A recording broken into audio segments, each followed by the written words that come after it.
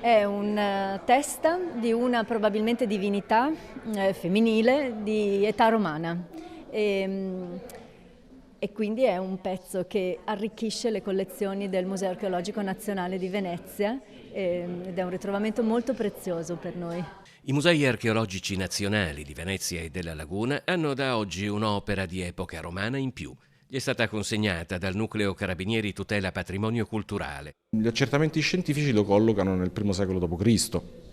come modalità di costituzione, quindi la parte più storico-artistica lo colloca nel I secolo d.C. Probabilmente Diana o Venere, sicuramente era parte di una figura intera, quasi certamente a ornamento di un'abitazione privata di alto rango o di spazi pubblici come le terme. Il ritrovamento nasce da un profondo senso civico del proprietario, il quale per asse ereditario ha trovato all'interno della sua abitazione questo bene artistico e, riconoscendo un fumus di possibile interesse storico-culturale, ha interessato gli organi competenti che di fatto ne hanno verificato poi l'origine e quindi anche il valore e la tutela che necessitava. Gli accertamenti hanno ricostruito la storia recente del reperto, rinvenuto in un campo agricolo in Toscana a cavallo tra gli anni 40 e 50.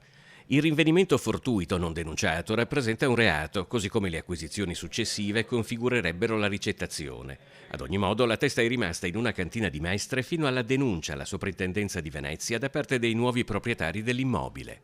La precauzione che è opportuno sempre avere è proprio quello di verificare, di porsi una domanda, porsi la domanda se quell'oggetto innanzitutto ha la natura che a me sembra che abbia oppure sia altro. E nel momento in cui dovesse avere la natura che a me sembra che abbia quell'oggetto archeologico, che abbia un titolo legittimo di possesso. Questo significa essere sostanzialmente onesti e poi attivare le procedure che sono previste. Adesso sarà esposto?